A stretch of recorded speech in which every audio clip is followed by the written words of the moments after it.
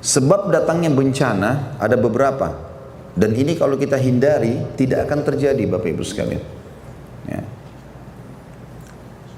Ada satu ayat Al-Quran, bukan satu, ada dua ayat sebenarnya ya. Kalau saya tidak salah itu disebutkan di dalam surah Al-Qasas. Coba Bapak Ibu buka dulu surah Al-Qasas, surah nomor 28. Ayatnya 59 kalau saya tidak salah, 59 ya. Sudah dilihat?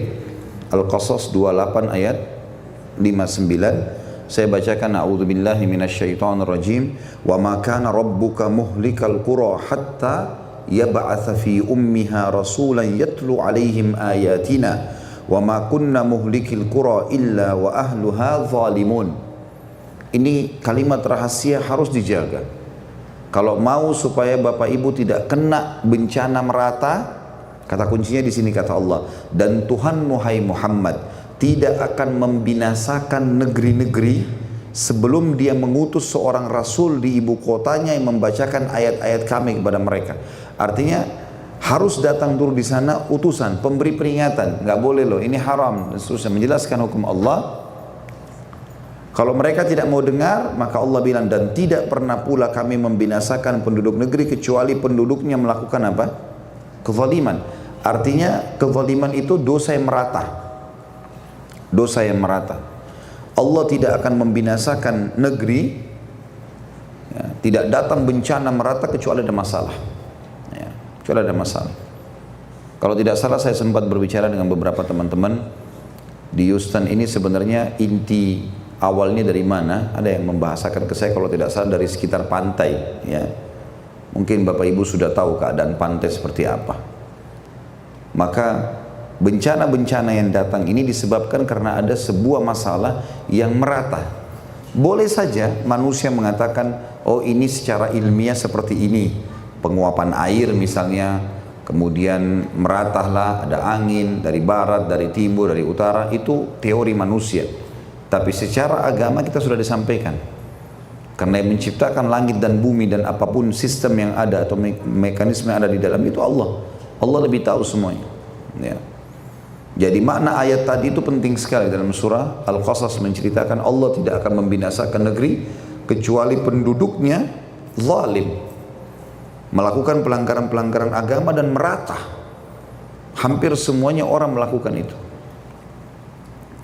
Baik, kita masuk ke sebab pertama Bapak Ibu sekalian. Sebab pertama dari terjadinya bencana, penolakan terhadap Rasul. Penolakan terhadap Rasul atau utusan Allah. Tentu kalau zaman sekarang yang penolakan terhadap Nabi Muhammad alaihissalam, karena beliau Rasul terakhir. Allah sebutkan dalam surah Yunus, surah nomor 10, ayatnya ayat 13. Surah Yunus, surah nomor 10, ayat 13. A'udzubillahi minasyaitonirrajim. Walaqad ahlaknal quruna min qablihim lamma zalamu wa ja'atuhum rusuluhum bil bayyinati wa ma kanu liyu'minu kadzalika najzil qaumal mujrimin. Dan sungguh kata Allah, sudah dibuka semuanya? Dan sungguh kami telah membinasakan umat-umat sebelum kalian karena mereka berbuat zalim. Pada saat Fir'aun mengajak kaumnya semua kufur kepada Musa alaihissalam, Allah binasakan. Seluruh pasukannya Fir'aun tidak terkecuali jumlahnya ratusan ribu orang, ditenggelamkan oleh Allah subhanahu wa ta'ala di sungai atau di Laut Merah, dan Fir'aun dikekalkan jasadnya untuk menjadi pelajaran. Padahal para rasul mereka telah datang membawa keterangan-keterangan yang nyata pada mereka. Tetapi mereka sama sekali tidak mau beriman. Demikianlah kami memberi balasan kepada orang-orang yang berbuat dosa. Jadi jelas saksi bahasan adalah kami telah membinasakan umat-umat sebelum kalian ketika mereka berbuat zalim. Apa kezaliman mereka? Rasul-rasul telah datang kepada mereka membawa keterangan-keterangan yang nyata, tapi mereka sama sekali tidak mau beriman. Demikianlah kami memberikan balasan kepada orang-orang yang berbuat dosa. Jadi ini penyebab yang pertama yang menjelaskan tentang datangnya bencana. Dan ada ayat lain, masih poin ini juga, dalam surah Al-Anfal, surah nomor 8 tadi kita kembali, ayat 54, Allah menceritakan misalnya tadi tentang Fir'aun yang saya bilang itu ya. Al-Anfal surah nomor 8 ayat 54. A'udzu billahi minasyaitonir rajim. Kadabi ali fir'aun walladzina min qablihim kadzdzabu biayati rabbihim fa ahlaknahum bidzunubihim wa agraqna ala fir'aun wa kullun kanu zalimin. Perhatikan baik-baik terjemahannya. Keadaan mereka umat-umat yang Allah akan binasakan, siapapun yang melakukan sama akan datang akibat yang sama.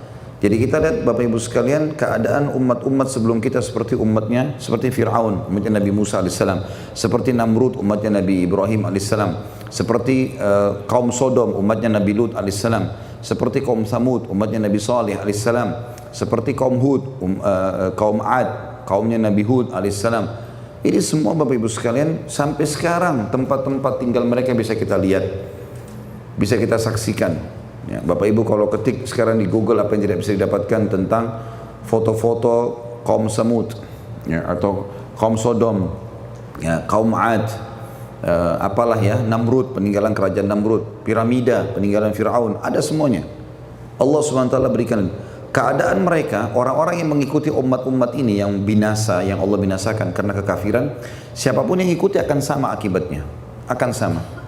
Yang mengikuti para nabi beriman kepada Allah, sebagaimana para nabi dan pengikut berimannya selamat, Musa dan pengikutnya selamat, Ibrahim AS dan pengikut selamat, Nuh dengan yang beriman selamat, ya, Saleh yang beriman selamat, ya, Hud dengan yang beriman selamat, Lut yang beriman dan yang beriman beliau selamat. Ini semua akan sama akibatnya.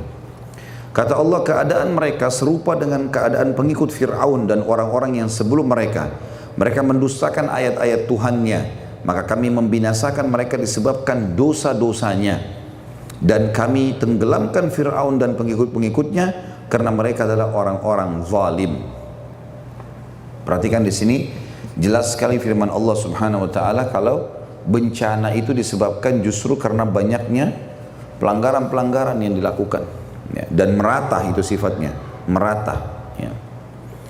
Kita pindah juga surah Muhammad, surah nomor 47 ayat 13. Surah nomor 47 ayat 13. A'udzu billahi minasyaitonir rajim. Wa ka'ayyim min qaryatin hiya ashaddu quwwatan min qaryatika allati akhrajatka ahlaknahum fala nasira lahum. Waktu baginda Nabi Muhammad SAW diusir dari Mekah, artinya waktu mau dibunuh, kemudian akhirnya beliau hijrah ke Madinah, maka Allah SWT menurunkan ayat ini, dan betapa banyak negeri yang penduduknya lebih kuat dari penduduk negerimu hai Muhammad, maksudnya Mekah, yang telah mengusirmu itu, kami telah membinasakan mereka, maka tidak seorang pun yang menolong mereka, tidak seorang pun. Dan saya sarankan sebentar Bapak Ibu sekali lagi dibuka ya tentang peninggalan-peninggalan situs ya, dilihat lagi kembali peninggalan Fir'aun, peninggalan Namrud, peninggalan kaum Sodom, ya, peninggalan kaum Thamud yang di Madain Saleh di Saudi. Lihat peninggalan-peninggalan mereka, bagaimana masih ada tempat-tempat tinggal mereka. Dan ini semua pelajaran yang sangat luar biasa yang harus kita ambil pelajaran Bapak Ibu sekalian. Kemudian surah Asy-Syu'ara, masih di poin pertama, penolakan terhadap para rasul. Dalam surah Asy-Syu'ara, surah nomor 26 ayat 139. Sudah? A'udzu billahi minasyaitonir rajim. Ini tentang kaum Hud ya. Kaumnya Nabi Hud, namanya kaum Ad. A'udzu billahi minasyaitonir rajim. Fakadzdzabuhu fa ahlaknahum inna fi dzalika laayah wa ma kana aktsaruhum mu'minin. Maka mereka mendustakan Hud itu, kaum Ad. Lalu kami binasakan mereka. Sesungguhnya pada mereka itu benar-benar terdapat tanda-tanda kekuasaan Allah, tapi kebanyakan mereka tidak mau beriman. Itu tadi poin pertama tentang penolakan terhadap Rasul. Ya. Penolakan terhadap Rasul dan banyaknya orang-orang yang melakukan ini. Kata ulama ada dua makna penolakan Rasul. Penolakan secara umum yang sifatnya kekufuran. Jadi misalnya orang yang kufur, misalnya risalah Nabi Muhammad SAW, kufur, sudahlah, nggak ada Muhammad itu, bukan Nabi. Maka ini sudah cukup membuka, kalau ini merata hampir semua masyarakat meyakini itu, ya, dan sudah sampai kepada mereka para da'i-da'i, sampai kepada mereka dari media, bagaimana keterangan tentang yang risalah yang dibawa Nabi Muhammad SAW, maka sudah ada hujjah atas mereka, atau argumentasi sudah sampai atas mereka. Dan ini tentu banyak sekali ya, di negara-negara non muslim yang menolak Nabi Muhammad SAW, terbukti mereka tidak mau beriman ya. Yang kedua adalah kaum muslimin tapi mereka menolak risalah Nabi Muhammad SAW. Artinya mereka mau menerima apa yang mereka suka, mereka tidak mau menerima apa yang mereka tidak suka ya. Ada di antara muslimin begitu ya. Dan ini kalau merata, maka bisa mendatangkan bencana. Apa yang mereka suka, mereka terima. Apa yang mereka tidak suka, ditolak. Bahkan tidak sedikit di antara kaum muslimin, semoga Allah kasih hidayah, yang berusaha menggerogoti dan mengolok-olok sunnah-sunnah Nabi SAW. Banyak sekali begitu. Misal laki-laki disunnahkan berjenggot. Baik, kalau dia tidak mau berjenggot, jangan dia olok-olok. Karena kalau dia olok-olok itu sunnah Nabi SAW, tidak boleh. Perintah Allah, wahyu dari langit. Kata Nabi SAW, lebatkan jenggot kalian, potonglah kumis kalian, dan bertolak belakanglah dengan orang-orang majus, penyembah api. Dan dikatakan Nabi SAW kalau baca Al-Quran, kalau lagi baca Al-Quran menghadap kiblat, maka para sahabat bisa melihat jenggot beliau dari belakang karena lebatnya. Baik, ada orang menjadikan itu bahan olok-olok, gitu kan? Kenapa begini, kenapa begitu? Baik, kalau tidak mau lakukan, jangan olok-olok. Karena mengolok-olok sunnah Nabi SAW masuk dalam masalah penolakan terhadap Rasul. Berbahaya, menjadi penyebab pemicu datangnya bencana umum. Misalnya seorang muslimnya pakai jilbab. Dia pakai karena dia tahu ini agama perintahkan. Gitu. Lalu kemudian ada orang tidak pakai jilbab, ngolok-ngolok. Kenapa pakai jilbab? Kenapa jilbabnya besar? Kenapa begini? Kenapa begini? Kenapa harus diolok-olok? Kalau kita lihat ada orang lebih baik secara agama, Bapak Ibu sekalian, kita harus memujinya. Kita mengatakan, Masya Allah, mudah-mudahan satu waktu saya bisa seperti kamu ya. Gitu. Ya, kita harus belajar. Bukan malah kita olok-olok. Nah, ini masuk poin kedua dalam masalah penolakan terhadap Rasul. Ya, terutama di sini Nabi Muhammad SAW. Makanya kata Nabi SAW, kullukum yadkhulul jannata illa man aba, dalam hadis sahih. Kalian semua pasti bisa masuk surga kecuali yang menolak. Kata para sahabat, wa may ya'ba ya Rasulullah, siapa orang yang menolak masuk surga wahai utusan Allah? Kata Nabi SAW, man ata'ani dakhalal jannah wa man asani faqad aba. Siapa yang mau menerima semua perintahku, suka atau tidak suka, sunnah atau wajib, dan meninggalkan laranganku, haram atau makruh, maka dia mau masuk surga. Dan siapa yang menolak itu, memilah-milah, gitu kan, maka berarti dia menolak untuk masuk surga. Karena Rasulullah SAW tidak diutus kecuali untuk menyampaikan kepada kita wahyu dari langit. Dan Islam, agama ini adalah panduan hidup, bukan pilihan, tapi memang harus, kewajiban. Baik, kita masuk ke penyebab yang kedua. Tentu contoh-contoh penolakan terhadap Rasul, saya tadi kasih garis besarnya. Ini mungkin Bapak Ibu bisa tarik dalam segala lini kehidupan kita. Ya, banyaknya penolakan terhadap penyampaian baginda Nabi SAW. Kalau kita lihat kehidupan para sahabat, Bapak Ibu sekalian, luar biasa mereka. Sampai para sahabat itu menunggu di depan rumah Nabi SAW. Lihat, begitu Nabi keluar, apalagi ini penyampaiannya, langsung diamalkan, langsung diamalkan. Apa yang dilarang ditinggalkan semua. Betul-betul dijadikan ini panduan hidup, bukan pilihan. Sebagaimana nanti kita akan jelaskan insya Allah di materi kita yang akan datang, kita akan membahas tentang sempurnanya dan indahnya Islam itu. Penyebab yang kedua datangnya bencana adalah meratahnya dosa besar. Meratahnya dosa besar. Kalau tadi yang pertama penolakan terhadap Rasul, baik itu perintah tidak dikerjakan ataupun larangan dilanggar. Ini dalilnya dalam surah Al-An'am, surah nomor 6 ayat 6. Surah nomor 6 ayat 6. A'udzu billahi minasyaitonir rajim. Al-An'am surah nomor 6 ayat 6, alam yarau kam ahlakna min qablihim min qarnin makkannahum fil ardi ma lam numakkin lakum wa arsalna as-samaa'a 'alaihim midrara wa ja'alna al-anhara tajri min tahtihim fa ahlaknahum bidhunubihim wa ansha'na min ba'dim qarnan akharin. Kata Allah, tidakkah mereka itu memperhatikan berapa banyak generasi berarti dari turun temurun, ya, sebelum mereka yang telah kami binasakan. Sebelum kita ini banyak sekali orang yang sudah Allah binasakan. Padahal generasi itu telah kami teguhkan kedudukan mereka di muka bumi. Mereka lebih gagah, lebih cantik, lebih pintar, lebih kaya, banyak. Fir'aun itu tinggi, besar, putih, gagah, keturunannya banyak, kaya raya, pasukannya tidak pernah kalah dalam peperangan, menguasai setengah dunia.